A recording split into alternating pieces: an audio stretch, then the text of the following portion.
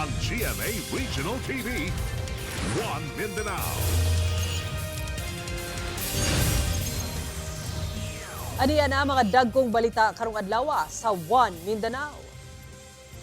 Pagpanglungkab og vendo machine sa pipila ka tindahan sa Jensan, nahulikam, sospek arestado.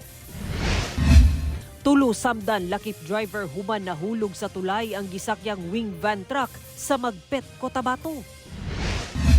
44 anyos nga lalaki patay human gidunggab sa iyang kainuman nga silingan sa Cagayan de Oro City.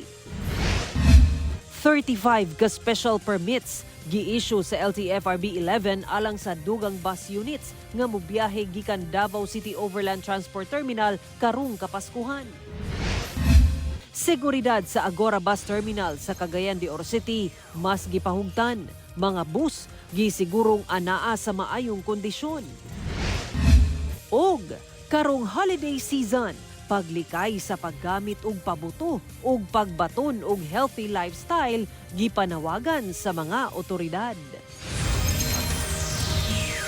Kini ang GMA Regional TV, One Mindanao. Mayong hapon Mindanao, ako si Sara Hilomen Velasco. Duha ka adlaw una ang Pasko, daghana ang miapas og biyahe pauli sa ilang nagkadeang probinsya nga nanukad sa Davao City Overland Transport Terminal. Samtang Coast Guard Station Davao, hugot nga ginamonitor ang mga sakayang pandagat, ilabi na kato mga mag-island hopping sa Talikod Island sa Island Garden City of Samal. Ani report ni Argil Relator. Kadlawon pa lang, apantaas na ang linya sa mga pasaherong pasulod sa Davao City Overland Transport Terminal. Duha na ka baggage x-ray scanner ang gigamit sa mga otoridad aron paspas ang pag-inspeksyon sa mga dalang bagahe sa mga pasahero. Ang pamilya Kito nangadlawon og biyahe gikan pa sa Cotabato City ug padulong sa Davao del Norte aron didto sila magpasko sa ilang kabanay. Ani good Christmas season nagauli gid mo. Opo. Kay nag-request ang lola nila ay importante kay mamang kaya tigulang na ang iyahang mama ba. Kaya nag-request iyang mama nga maguli sila. Gilauman ang pagdagsa sa mga pasahero karong adlaw sanglit non-working day na ugma bispera sa Pasko. Doon na 35 ka special permits ang girelease sa LTFRB 11 aron masiguro nga dunay igong bus units nga mobiyahe. Labi na sa mga ruta nga namatikdan kaniadto nga daghan gayud ang nagabiyahe. Samtang ang Coast Guard Station Davao nakatutok karon sa mga biyahe sa mga sakayang pandagat, labi na ang mga patabok ug Samal Island nga patok nga holiday destination.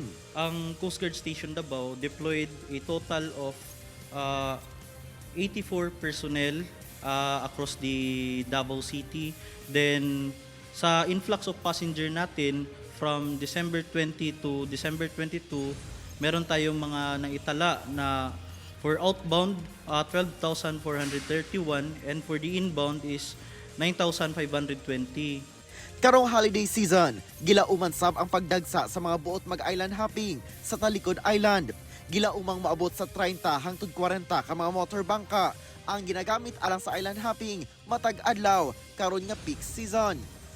Upon venturing the sea, sir, the Coast Guard Station Davao and its substation conduct pre-departure inspection to check the ship documents, the life-saving equipment. Pahimangno sa otoridad nga makigtransaksyon lang sa mga lehitimo ug accredited nga tour operators alang sa island hopping. Kauban si Metro Awing sa kamera. Ako si Argil Relator. One Mindanao.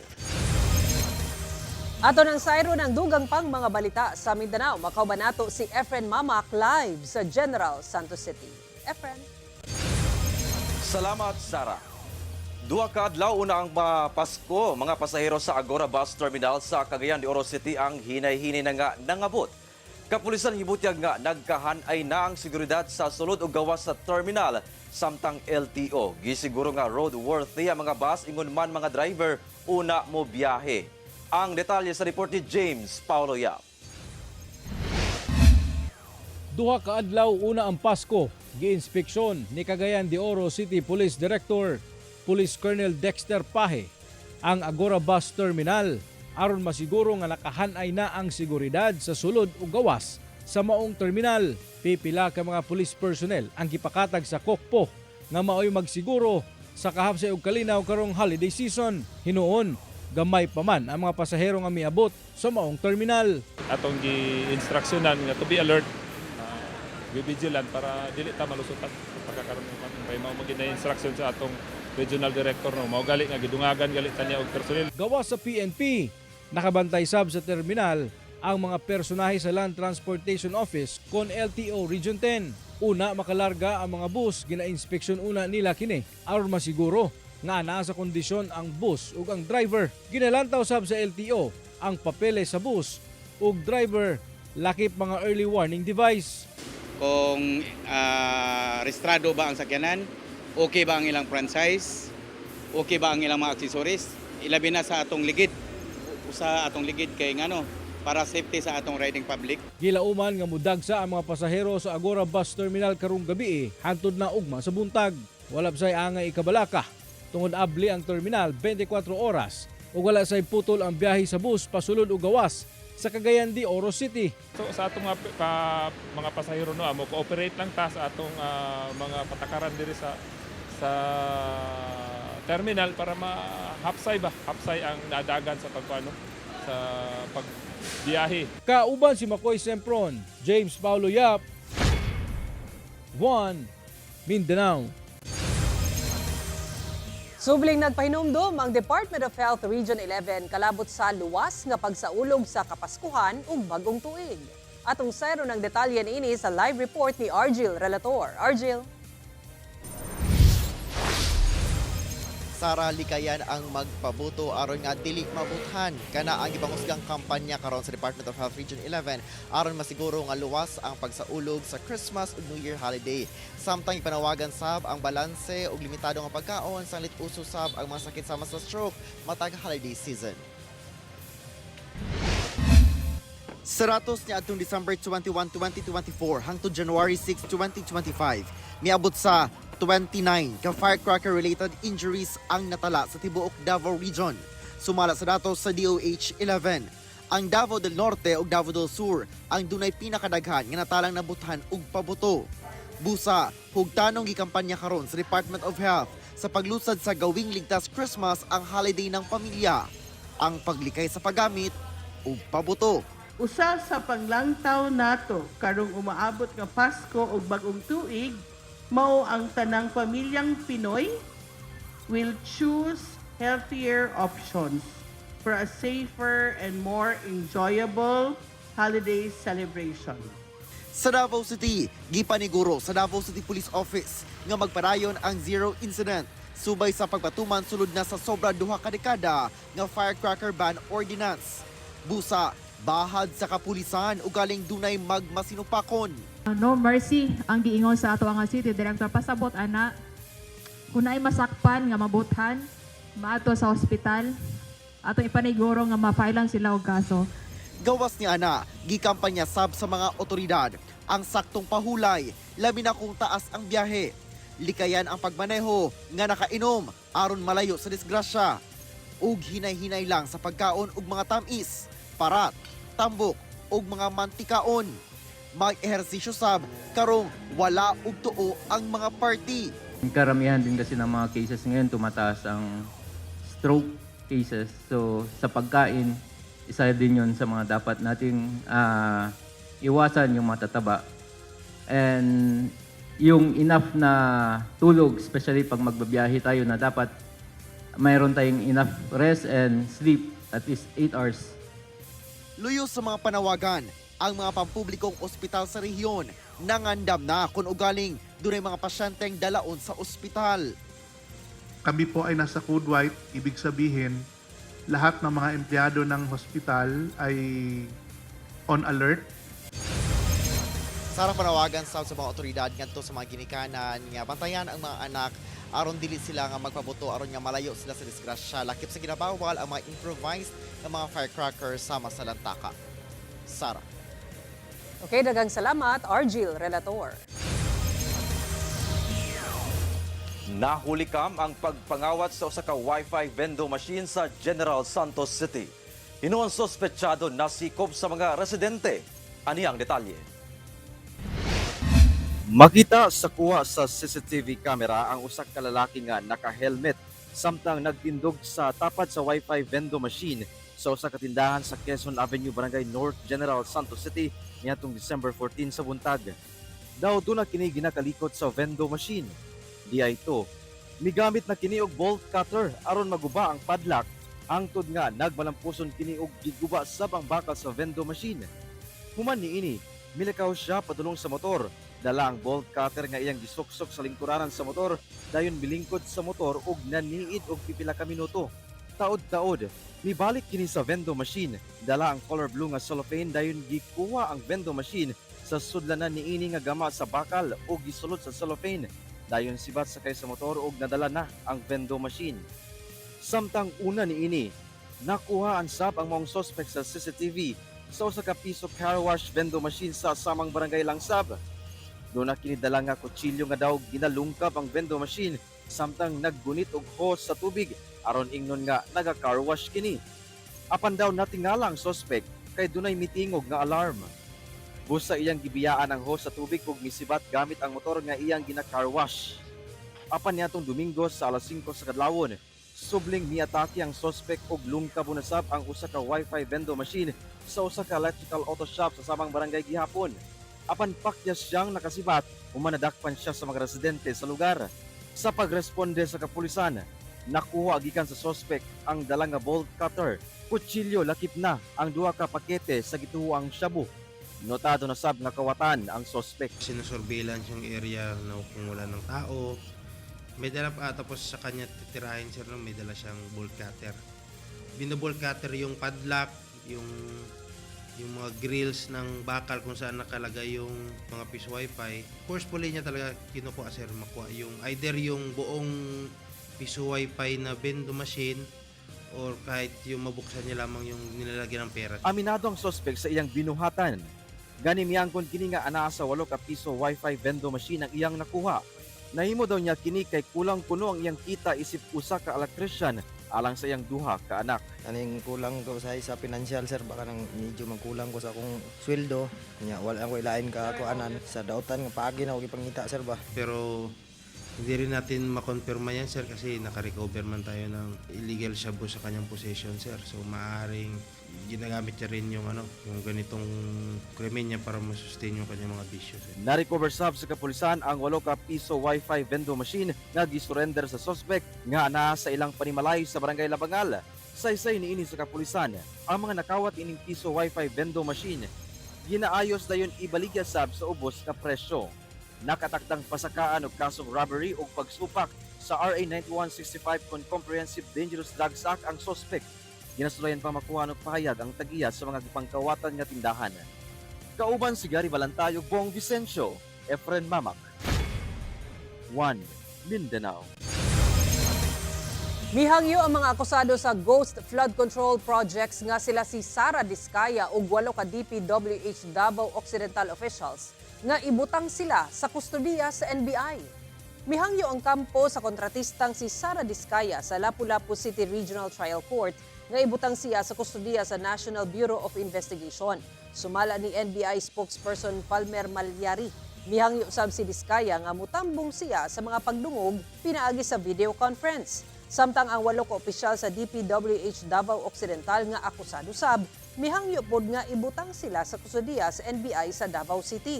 Gipakomento sa Lapu-Lapu RTC ang NBI ug ang Ombudsman sa Visaya sa sulod sa napulo ka adlaw. Nakapriso karon sa Lapu-Lapu City Jail si Diskaya ug mga kapwa-akusado niya tungod sa kasong may kalabutan sa Ghost Flood Control Project sa Jose Abad Santos sa Davao Occidental. Sa Lapu-Lapu City RTC gibalhin ang kaso nila Diskaya sa Davao Occidental subay sa guidelines sa Korte Suprema nga ibalhin sa pinakaduol nga judicial region ang mga kasong dunay kalabutan sa flood control projects. TV ang GMA Regional TV, 1 Mindanao. Tulo ang samdan, lakip ang 43 anyos nga lalaking driver human nahulog ang gimaneho ang truck sa usa ka tulay sa Magpet, Cotabato. Ani ang report.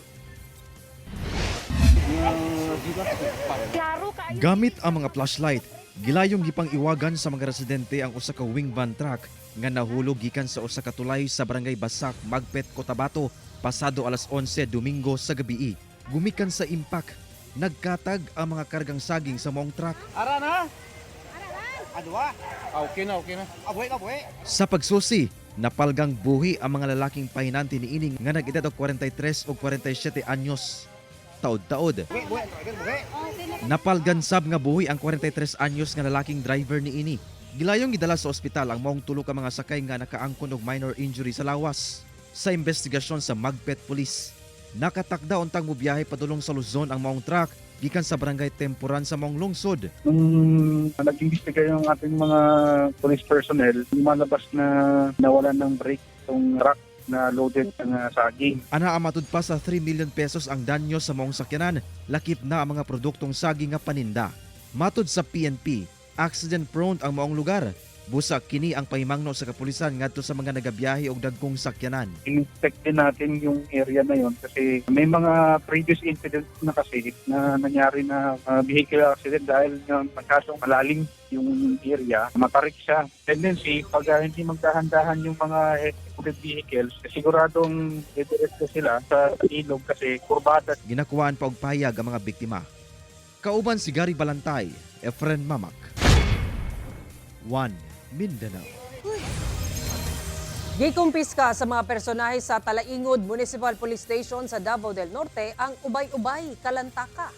Sa impormasyong nakuha sa GMA Superradyo Davao sa Talaingod Municipal Police Station, dili moubos sa 6 kalantaka ang nakumpiska gikan sa managlahing lugar sa lungsod. Nanukad ang operasyon tungod sa sumbong sa mga residente nga banha ug makadisturbo na kini sa katawhan. Dungan pa ang peligro niini ngadto sa mga menor de edad nga sagad kapasiugda sa maong aktibidad. Pagpasabot sa kapulisan nga ginarespeto niini ang tradisyon sa pagsaba-saba panahon sa holiday season. Apan nanawagan nga himuon kining luwas. Busag giawhag ang katawhan nga mangita og alternatibong pamaagi sa pagsaba-saba sama sa pagpatukar ug uban nga dili makadisturbo sa uban. Giklaro sa Davao City Sports Development Division nga wala una gilakip ang Segment B sa Davao City Coastal Road sa ginapatumang Car Free Sunday sa Coastal Road. Sa pahayag sa City Sports Development Division nga nakuha sa GMA Superradyo Davao, magpadayon ang implementasyon ug wala pagibakwi ang Car Free Sundays gikan sa Bago Tulip Rotunda gikan alas 4 sa kadlawon hangtod alas 8 sa buntag. Apan dili una kini ipatuman sa bagong giablihan nga bahin sa Coastal Road. Pagpasabot sa otoridad nga alang kini sa kaluwasan sa publiko, ilabi na nga nagpadayon pa ang konstruksyon sa ubang bahin sa Segment B nga magbutang sa peligro sa mga nagapahigayon og recreational activities. Gipatuman ang Car Free Sunday sa Davao Coastal Road aron mahatagan og higayon ug mapromotar sa publiko ang jogging, cycling, exercise ug uwan pang kaayuhan sa panglawas.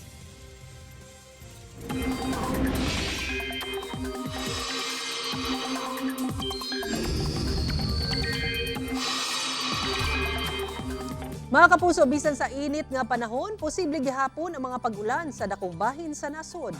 Sumala sa pag-asa padayon ang epekto sa northeast monsoon o amihan sa halos tibuok Luzon.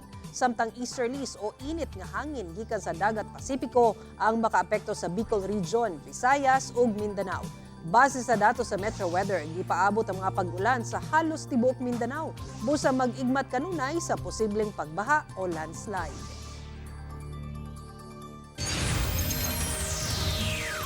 Kini ang GMA Regional TV, 1 Mindanao. Likod nga bahin sa usa ka bus sa Alyosan, Cotabato nasunog. Hinuon luwas ra mga pasahero. Ang insidente nakuhaan sa CCTV. Ani ang report?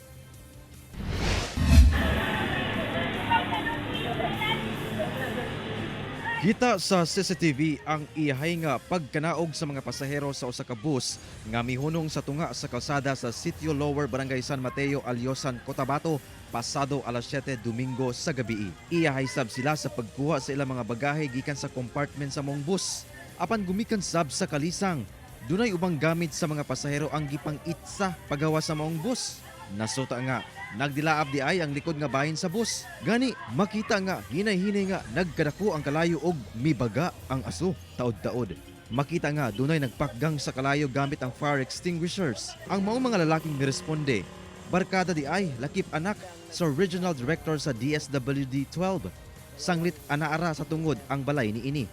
Hinuon walay angol sa itabo ug luwas ra ang 26 ka mga pasahero sa mong bus ug ang lalaking driver. Sa investigasyon sa BFP Alyosan, migula nga padulong unta sa parang Maguindanao del Norte gikan Davao City ang mong bus. Apan pag-abot sa lugar nga gikahitabuan, nabantayan sa mga pasahero nga adunay aso sa tuo nga bahin sa dashboard. Ginalantaw pa sa BFP kung problema sa kuryente ang hinungdan.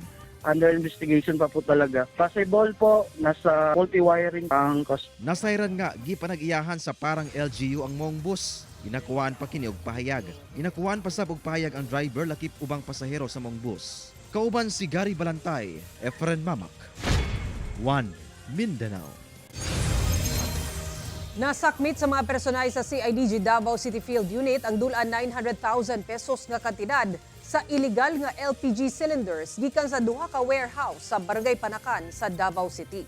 Sa impormasyong nakuha sa GMA Super Radio Davao gikan sa CIDG, bit-bit sa mga operatiba ang duha ka managlahing search warrant kalabot sa pagsupak sa Republic Act No. 11592 kon LPG Industry Regulation Act ug gironda ang maong mga warehouse kauban ang Department of Energy Mindanao Field Office. Sumala sa kapulisan, iligal ang pagbaligya sa maong mga LPG cylinders tungod wala kini pagtugot gikan sa brand owner ug naga-operate sab nga walay lisensya ug registration gikan sa DOE. Pagpasabot sa otoridad nga nagpabiling prioridad ang kaluwasan sa mga konsumante ug gisiguro nga kinahanglang masubay o misubay sa balaod ang tanang matang sa negosyo, ilabi na ang mga LPG. Patay ang usa ka lalaki nga gikan lang mipalit og tambal sa usa ka butika human giposil sa Barangay Bago Aplaya, Davao City kaganinang udto. Duha ka samad pinusilan sa ulo ang mitapos sa kinabuhi sa mong lalaki nga gibana-bana ang ana sa 30 hangtod 45 o 45 anyos nga taga Tagum City. Sa inisyal nga investigasyon sa kapulisan, alas 12 kaganinang udto gikan mipalit og tambal sa usa ka butika sa lugar ang mga biktima ug padulong na sa kasikbit nga gasoline station. Kalit lang matud pa miabot ang suspect nga nakamotorsiklo ug gipusil ang biktima sa ulo, dayon ikyas dead on the spot ang biktima.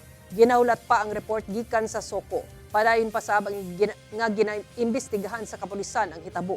Ginasulayan pa nga makuhaan og pahayag ang pamilya sa biktima. Karong Christmas week, gi-extend na sa mga mall sa General Santos City ang ilang mall hours. Samtang sa Polomolok South, Cotabato, extended sabang oras sa pagbayad og buhis sa ilang munisipyo. Ani ang report. Aron ma-accommodate ang kadaghan sa mga taong naga-Christmas shopping, gi-extend sa mga mall sa Gensan ang ilang mall hours kung asa sa December 23, 25, kutob 30. Abli sila gikan alas 10 sa buntag taman alas 10 sa gabi. Hinuon sa December 24 ug 31, abli lang sila gikan alas 9 sa buntag taman alas 7 sa gabi. Pag-abot sa January 1, 2026, alas 12 sa udto na sila mga abli taman alas 10 sa gabi. Samtang sa Polomolok South, Cotabato, extended sab ang ilang pagdawat sa bayad sa property taxes. Abli ang Treasurer Office gikan alas 8 sa buntag taman sa alas 7 sa gabi. Tumong sa LGU Polomolok nga madugangan ang ilang pondo sa pagserbisyo sa katawhan. Samtang nanghinaot sila nga makabot gayud nila ang ilang tinguha nga mahimong syudad sa sunod na tuig. Qualified na ang Polomolok for City Hall. So i-work out na to na by next year. Mag-apply na ta. Mag-ano tag sponsors sa congressman. Kauban si Gary Balantay ug Bong Vicencio, Efren Mamak. 1 Mindanao. Mga kapuso, duha na lang yun, kaadlaw, Pasko na! Og mao kato ang mga ulahing balita sa Mindanao karong adlaw. Mamahimo ninyo kining makita pag-usab pinaagi sa pagbisita sa official website sa GMA Regional TV o bisitaha ang among official YouTube channel ug i-click ang subscribe button para sa pinakaulahing balita. Daghang salamat sa atong mga kapuso sa Mindanao nga nagalantaw kanamo ug sa atong mga kapuso abroad. Padayon lang sa pagtutok sa mga lokal nga balita matag adlaw tungod sa GMA Regional TV. Local News Matters. Kami ang GMA Regional TV 1 Mindanao. Tibok pwersa para sa mas da komisyon o mas halapad nga pagserbisyo sa nasod.